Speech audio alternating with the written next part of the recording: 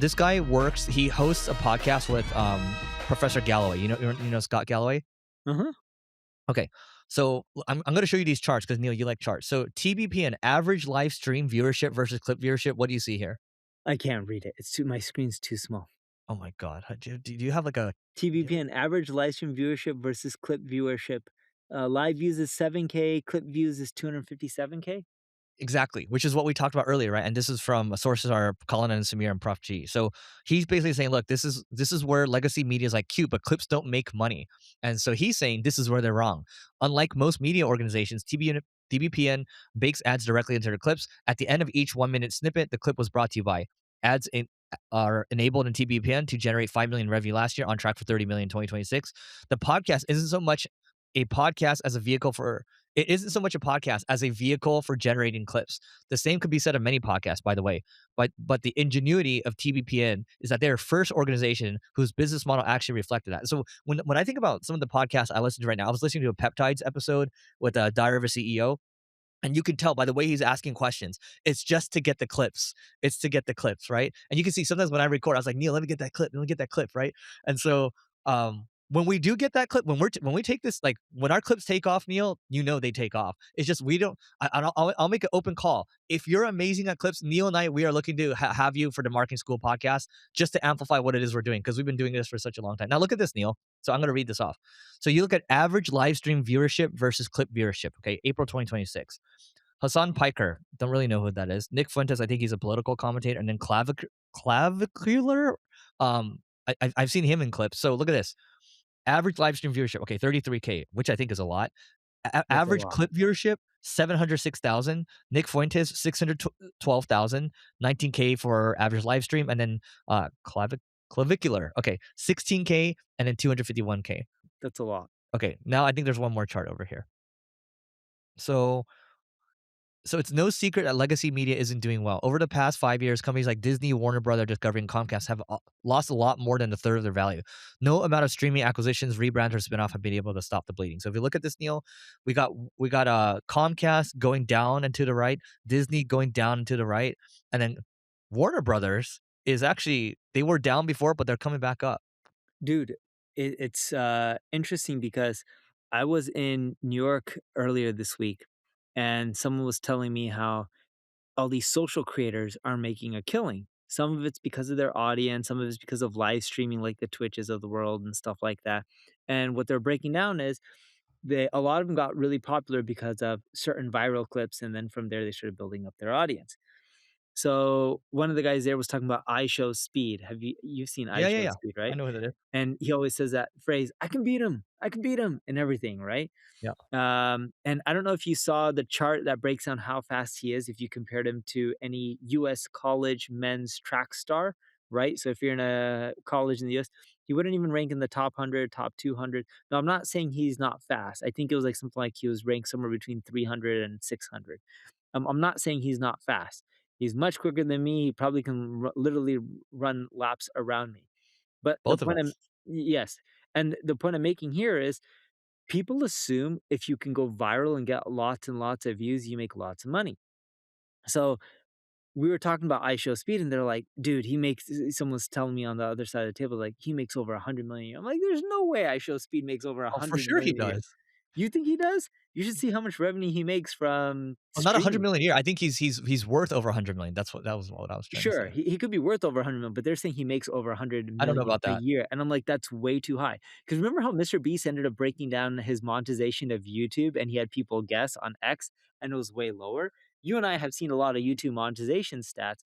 It doesn't do as well as people think.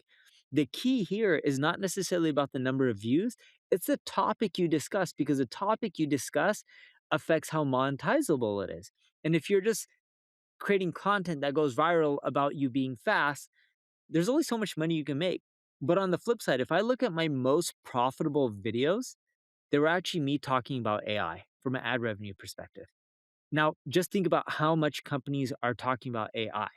The amount of money being dumped into AI right now is so ridiculous. You have so many multi billion and even trillion dollar companies that a lot of the world has not heard of. Like, there's literally so many AI companies that are worth billions of dollars that generate a lot of revenue that if you ask the average Joe, they'd be like, I don't even know what you're talking about. But on the flip side, you ask anyone about iShow Speed, he's done an amazing job at branding himself, amazing job at marketing. A lot of people know him, but yet the revenue isn't there. It's when you do clipping, I would recommend that you do clips for your ideal audience around the type of content that you're monetizing, not about the stuff that gets views. And if you do that, you won't get as many views, but you may get double or triple than what you used to when you were talking about your content before. Actually, Neil, that's a good point because I do get quite a bit of outreach now because obviously you've seen it firsthand. All I do is nerd out on AI right now, and that's all I like to talk Uh-huh. about. And it does generate people are like, oh, I want to talk about this. I want to talk. Literally, there's like calls and calls and calls where people are just like, hey, we want to do what you're doing, right? And that's from us creating this content about this stuff, and I'm sure it generates hopefully stuff for you guys too. But I want to come back to this for a moment, Neil. If you look at this, so I think he explains a good story. This guy Ed, okay, so look, he's talking about Comcast, Disney, Warner Brothers. He's like, their problem is simple legacy media over here. People don't watch traditional content anymore. They watch clips. Since before the pandemic, time spent watching video content on social media has more than doubled. And in that same time period, Meta's revenues have nearly tripled and TikTok's have grown tenfold. This really hit home for me the night of the Oscars. I asked my girlfriend, who is a, I think, Timothy Chalamet fan, if she wanted to watch it. And to my surprise, she said no. Why? I asked. Her answer was clarifying. It's too long and boring. I'll just wait for the morning and watch the clips. There's only one path back for legacy media. They have to win the clip economy. The bad news is it'll feel beneath them. The good news is it will be easy. Legacy media is better at original content than anyone. And original content is to clips what Lightspeed crude is to gasoline. Put another way, Disney and Warner Brothers are sitting on top of a clip field the size of a Permian basin. I'll give it, dude, Neil. So, you know what I do on YouTube Shorts sometimes? I watch The Rock from WWE back in the day, and I just watch all his promos, right? Because it's so funny. That's what these legacy media companies need to do. Quick break for agency owners. You know the content bottleneck. Clients want more content, but writers are more expensive. Freelancers are inconsistent, and you can't scale. ClickFlow fixes that. It creates production-grade content your clients will actually approve, not generic AI slop. It's content that actually matches their voice. One agency using it reported saving 90 hours a month per person. That's margin back in your pocket. Plus, it handles internal linking and content audits, which most agencies charge extra for. There's a 14-day free trial at clickflow.com. Your ops team will thank you. Back to the show. Dude, on YouTube, sometimes when I'm bored and sitting in a hotel room and I can't go to sleep, Uh-huh. I'll go to YouTube and I'll watch clips of Billions. You know, that TV show with Yeah, Bobby yeah. Axelrod? Dude, what is wrong with you, man? You're still thinking about business when you're bored. So I'm watching like all the business moments, like the clippable moments. Same with Landman. I don't know if you've seen Landman. It's about selling oil and No, monetizing is it. it good? Great show on Paramount. It's with Billy Bob Thornton.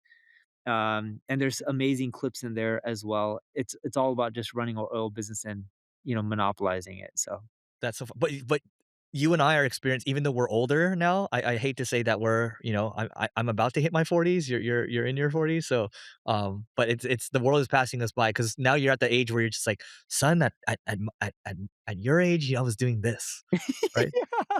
You never thought you'd say that before, right? Um, no, but I do say that. dude, as you drink your water, have you played around with, ChatGPT Images 2.0? I gotta show you this. I have not. I saw articles about it, but I haven't played. You're talking about their new release. Yesterday was a new release on 5.5, I believe. Yeah, they released 3 things this week. 5.5, they released, so ChatGPT 5.5, they released, images, okay, so that's their, like, Nano Banana competitor, and then they released workspace agents. That's their idea of having agents that can work with you. So let me show you just 2.0 real quick. Um, this is I was just messing around with this on the couch yesterday, Neil, and this is the new version. I'm like, this is a version of, how I might want the single brain site to look. So those that can't see this right now, this is like a landing page design, and it's like your revenue system running 24/7 in 30 days. And I really like Japanese culture. So you can see there's like Japanese sketches here. Even the characters, the agents are Japanese as well. There's like a samurai here. And I was like, by the way, I want you to pull inspiration from Fin.ai. I want you to pull inspiration from all these other SaaS sites. I'm like, dude, this is like, 80, 85% there. It needs some cleanup. I'm not a designer per se, but it's not a bad start. This is for your own website? Yeah, but this would be for singlebrain.com. Oh, cool. Yeah, but, like, you have your own I'm sure there's certain inspirations you like and things like that, and you can get it there, and then the cool thing is you can then work the best workflow now for ChatGPT Images 2.0 is to do it in ChatGPT's Images 2.0 and then bring it over to Claude Design because Claude Design eats up credits really quickly. So you finish it, like get it close, get your concepts done in Images 2.0 in ChatGPT, and then move it over to Claude Design. And then you combine those two and you have something really good. That's a good workflow. And I don't have data on this, but from what I read, GPT 5.5 is much more efficient on the cost end So you know for what I did? companies. Let me show you something, Neil. You want to talk about costs? I'll show you my personal cost here. Let me show you something. You'll like this, Neil. Oh, you Um, got it down from the 7 grand. let me Alright. show you. This is my personal cost. Okay, so let me show you this real quick. Let me share my screen. So guys, just for context, just I was spending 7,500 myself, which some people were laughing at about Instagram. I'm like, more power to you to laugh at it. I just think it's gonna go up for everyone. But what do you see in the Per chart month, here? per month. Eric was spending 7,500 per month on Yeah. himself. Dude, but look at this over here. So it was going up, I mean, as high as 413 a day this month. And then it basically I dropped it down to $30. And I think today I figured out how to optimize it. I think it should drop to basically zero per day going forward. So you want to know how I dropped my cost from 7,500 to zero? And you have a Mac Mini that's set up and you're using some open source models? No, even easier than that, Neil. I don't even need that. In fact, that was stupid money spent so far. All you need to do now, because OpenClaw and Claude Code, they were shut off, or Claude was shut off for a while. You just switch to the Claude CLI because they turned it back on now. So if you switch to Claude, you could just use your Max subscription, the $200 you pay a month, and just run it through that. And then if that, Wait, it once what you run, max subscription of 200? What are you talking about, max subscription? so Claude has a Claude Max subscription. That's their Oh, I $200 thought a you month. said Mac like, Apple, like Yeah, MacBook. so if you wanna bring your cost down from 7,500 to $0 using Anthropic, using Claude, all you have to do is switch it to the CLI version and then just use your subscription, and then you might be thinking, "Oh, if I run out of tokens, what am I gonna do?" Here's what you do. If you're paying for OpenAI, which I am, the $200, you have a fallback that switches to the OpenAI OAuth, which switches to 5.5, and only then, if both of them fail, if you run out of tokens, then you switch it to the API. Yeah. They're losing so much money on you. But you know what's crazy, Neil? Dude, I listened to another Patel today, Dylan Patel. He runs, semiconductors analysis. You've heard this guy, right? No. Okay, so he apparently he does all the semiconductor analysis, like a research firm, and I think they probably do like 100 million a year. So last year he was saying he was spending tens of thousands a year on tokens. He said this year they're on track to spend $7 million as a research firm. Okay, and he's like their payroll's like $25 million a year. So I have to assume they're doing like 100 or something like that. Okay, and so I was talking to one of our mutual friends today. I was like, "How much do you think you're going to spend on tokens this year?" He's like, "At least a million." I'm like, dude, you're going to be spending a lot more. So how much do you think you guys are going to spend this year on tokens? Mm, low end, if I had a guess, maybe 5, 6 million. High end, maybe 15. Yeah, exactly, right? I think it's just gonna go up because the thing is, we all want the best intelligence, and so we're willing to pay for the frontier models, even though whatever is, What? like, open source is, like, pretty close. I'm like, "Not close enough." You want the best of the best. I think we'll see a switch on our end this year in which a lot of the frontier models will not be needed as much for a lot of the work that, marketers are doing.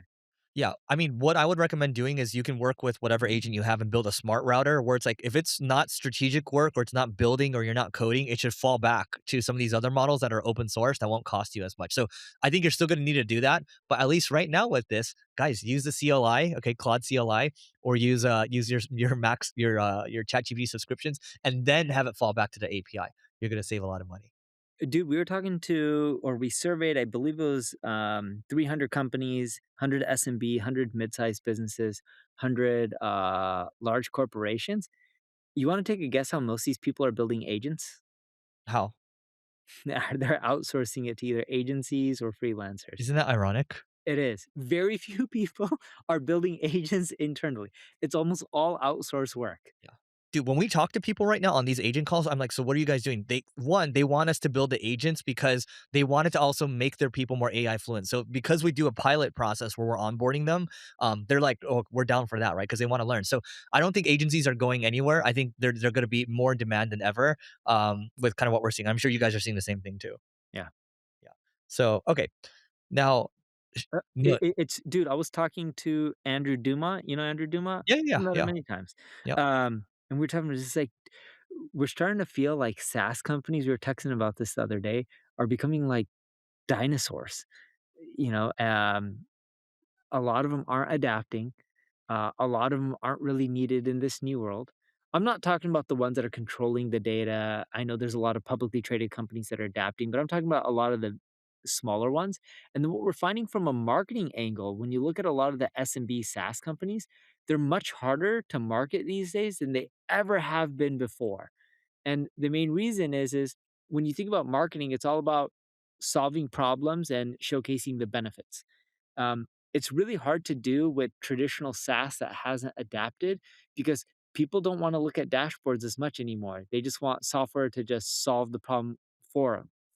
I'm not talking about AI. I'm not talking about traditional SaaS. When I say people just want the problem solved for them, they don't give a crap if it's AI or traditional software. They just want to click buttons and then just the software or AI or whatever you want to call it just does it on their own. And you can classify it however you want, but the end consumer just wants to pay and something solve it for them in the least amount of work, the quickest amount of time, the most cost efficient, and do it accurately and produce the best results. And it's hard to do, of course, all of that through technology in today's world, but it's getting better and better. I think the world we're going to go to in terms of pricing is you're going to have even when I look at ChatGPT, how they're pricing their workspace agents. So right now it's free until May 6th. And the way the workspace agents are their agents, you pay the $20 a month or $25 a month for your like the team accounts for ChatGPT, and then you can enable the agents. Then they're going to charge you based on credits or tokens, right? And then that's how they're going to make their money there. Because with the agents, it's kind of sometimes it's hard to attribute the outcomes that you're driving. Now, if you're an agency, like Neil and I both have agencies, in some cases, maybe you still charge a base fee and maybe there's like a token overage that you might tack on with your clients. In some cases, you can add on outcomes if it's easy to track, but that's harder to track for the majority of people. And most enterprises aren't willing to do that unless you have a really good relationship with them. But even then, still tougher. But I think I think that's where things are going. By the way, I'll give you a fun thing here, Neil. Someone said in the chat over here because we're live. Someone said, "Carl, why Neil looks sad? Let me tell you why he looks sad. Because it's his birthday today. He feels a little older. That's why he looks sad." Okay. So anyway, let me show you some stats over here, Neil, because you like graphs. You ready? Yeah. Okay. So check this out. All right. So check this out. The economy is splitting. AI is the fault line. So on Ramp, November 2022 to November 2025. So they're the credit cards company, tech finance company. Annualized revenue growth by AI intensity. So this is comparing heavy AI users versus moderate AI versus no AI spend. These are the companies. Okay. So look at this. If you're a heavy AI use company, 27% growth. Okay. Annualized revenue growth by AI intensity. Moderate AI, 18%. Okay. Which is pretty good still. No AI spend, 3%, which is US nominal GDP. Look at this over here, right? Wow. I just find that fascinating. Yeah, I didn't know RAM tracks finances. I thought they just tracks credit card spending. Yeah, they track everything. So we're actually switching over to Ramp right now because they have an API versus Bill.com or something like that doesn't. So you can query whatever you want and you can spin up, virtual cards and control your expenses a lot tighter. Dude, imagine talking to an agent within Slack, asking about your expense stuff, asking about your finance stuff. You're gonna be able to move a lot faster. So that's what we're doing with it at least. Yeah, I think I told you on one of the previous podcasts, I've been so loyal to American Express for years. I Uh-huh. think their marketing is great, their product's great. From the business end, they just switched to Ramp, or I'm pretty sure it was Ramp. And I was shocked because someone told me I'm getting a new credit card, and I'm like, "What am I getting a new credit card for?" They're like, "Yeah, we're using, I believe it's Ramp for our corporate cards." But I don't think, and I've never used Ramp personally from outside of just a credit card, because I've been with some other companies that have given me Ramp credit cards, but outside of that, I've never used them for accounting or anything like that. We still stick with, NetSuite, which is really expensive, but Yeah. it works well for enterprise. And that being said, we will catch you all later. Goodbye. Have a great weekend.